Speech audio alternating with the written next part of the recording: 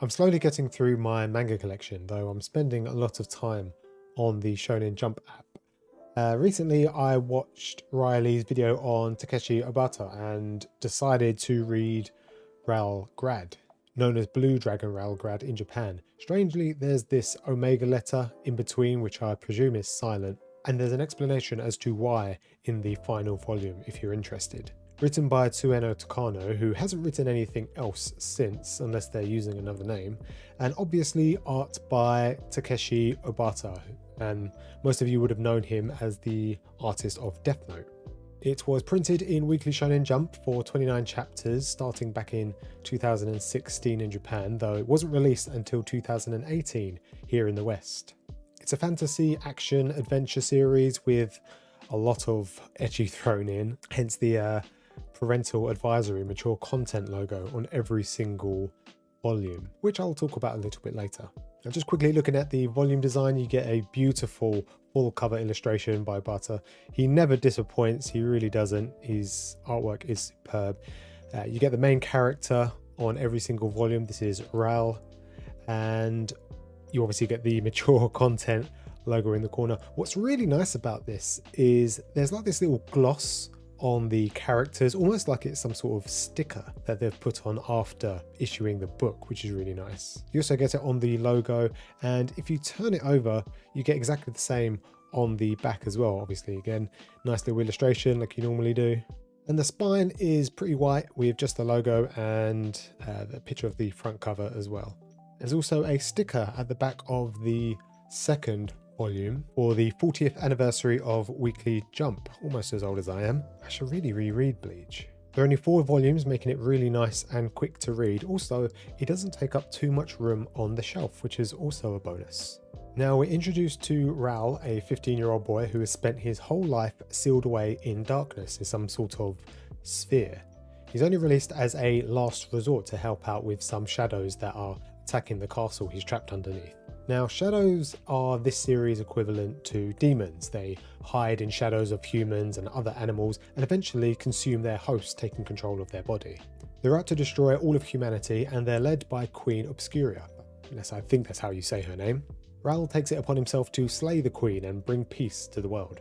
And he's actually sealed away because he houses the powerful dragon shadow Grad, hence the name and title. In his 15 years of imprisonment, he befriends the dragon, and now the two fight against the shadows to bring peace to the world. And that's the whole story in a nutshell. Over the next 4 volumes, Ral travels from place to place, picking up friends until he reaches where Obscuria resides in hopes to defeat her. And there's one other element to the series, along with the fighting and the adventuring. There is a lot of ecchi.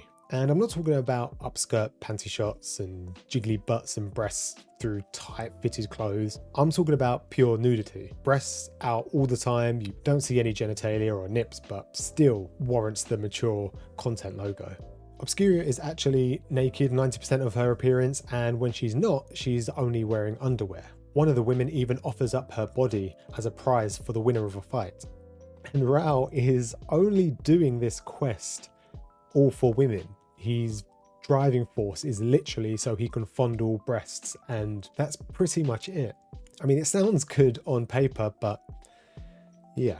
I think it goes without saying that Obata's art is amazing. He has this nice blend of realistic bodies with animated facial features, which is really nice, and I really like it. The bodies move like real humans would, but the faces can show any emotion outside of what we can do in real life. His pen work is really sharp and clean. He knows when to use screen tones over pen shading. There's so much detail in his illustrations, especially when it comes to the shadows and the background, and I honestly just can't fault it. That being said, I'm not too sure if I like it in this series. I think it's because of the ecchi elements. Not to say that it looks bad, I mean,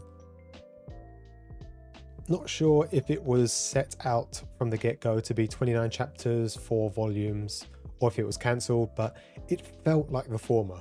The journey looks pretty short from the diagram at the end of chapter 2, so I couldn't imagine that it was going to last long anyway. And side note, it was actually released days before the Xbox 360 game Blue Dragon, so it only makes sense if this was more of a promotional piece. especially because Xboxes don't tend to sell very well in Japan compared to other native consoles. They also made an anime based on the Blue Dragon game, which resembles the same artwork from the game, which is illustrated by Akira Toriyama, which begs the question why they didn't use Toriyama for the manga.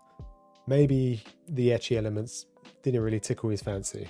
All in all, I've got no real issues for this one. I think it was just a bit boring. The plot had no real substance. I didn't particularly like any of the characters, but I did like their designs, which is most likely why I continued reading it. It just simply looks nice. And I guess that's okay for a short 4-volume series, but I definitely would have dropped it if it was anywhere close to 10 volumes. Being 12 years old, it is definitely out of print, but if you do find it on eBay for a pretty cheap price, I would say pick it up. It's not on the Viz Media app or Shonen Jump app, unfortunately, but I wouldn't say this is definitely a must read. The art is really nice, and I guess I could say that's a good enough reason to read it. But other than that, unless you like no-nippled naked women spitting on themselves, I don't know if this is one that I could recommend. I'm currently reading some really long series in my collection, and it's taken a while to get through them because I'm really trying to catch up with everything on the Shonen Jump app. But yeah, I'll probably read a few more short series. I have a couple of 2-volume series, a couple of 6-volume series, but yeah, I'm slowly getting there. I think I'm at nearly 100 volumes now read in my collection. But yeah, that was pretty much it. I hope you guys enjoyed, and I'll see you next time.